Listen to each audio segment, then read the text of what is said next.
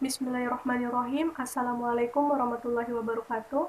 Perkenalkan, nama saya Novianti Rusdi. Saya dari Fakultas Hukum Universitas Muhammadiyah Kendari, semester 6 kelas A. Di video kali ini saya akan memaparkan mengenai profesi hukum.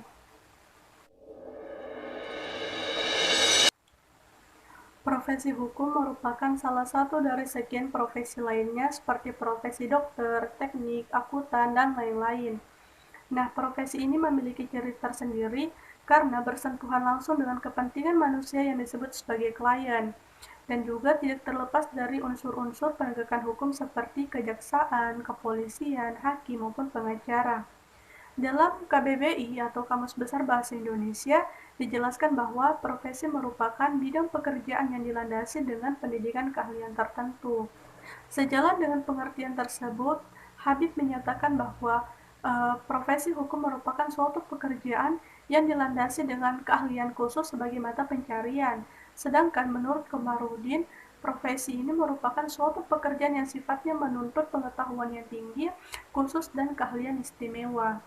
Pada saat ini, profesi hukum memiliki daya tarik tersendiri akibat terjadinya paradigma baru dalam dunia hukum yang mengarahkan kepada peningkatan penegakan hukum. Profesi ini juga menuntut adanya pemenuhan nilai moral, karena nilai moral merupakan kekuatan yang mengarahkan dan mendasari perbuatan. Frans Magnisuseno mengatakan bahwa ada 5 kriteria nilai moral yang menjadi kepribadian dalam profesi hukum, yaitu kejujuran, autentik, bertanggung jawab, kemandirian, dan keberanian.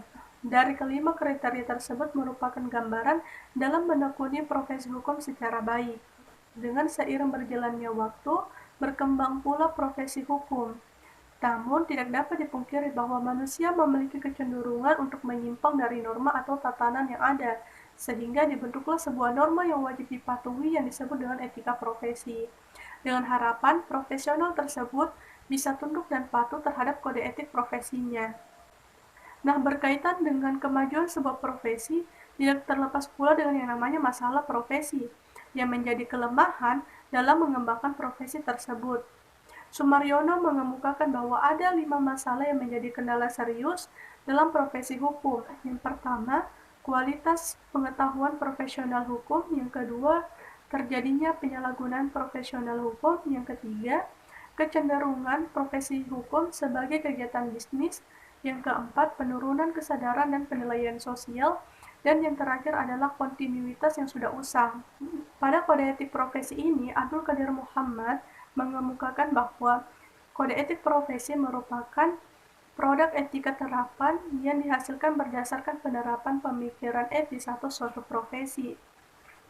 Sejalan dengan pendapat tersebut, Barnes menyatakan bahwa etika profesi merupakan norma yang ditetapkan dan diterima oleh kelompok profesi yang mengarahkan atau memberi petunjuk kepada anggotanya bagaimana seharusnya sekaligus menjamin adanya mutu moral profesi di mata masyarakat. Nah, kode etik ini memiliki 3 makna. Yang pertama adalah sebagai sarana kontrol sosial, yang kedua sebagai pencegah campur tangan orang lain, dan yang terakhir adalah sebagai pencegah kesalahpahaman dan konflik.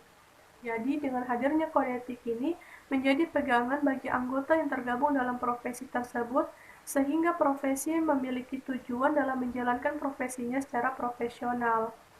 Jadi kesimpulannya, sebagai seorang pengemban profesi harus memberikan pelayanan yang prima terhadap klien yang dilandasi dengan nilai moral dan kebenaran, agar tidak terjadi penyimpangan atau penyalahgunaan profesi. Seperti halnya yang dikatakan oleh Mukhtar Kusuma Atmadja, pendidikan keterampilan teknis tanpa disertai pendidikan tanggung jawab profesional dan etika adalah berbahaya. Itulah uraian singkat dari saya mengenai profesi hukum. Mohon maaf jika terdapat kesalahan. Wassalamualaikum warahmatullahi wabarakatuh.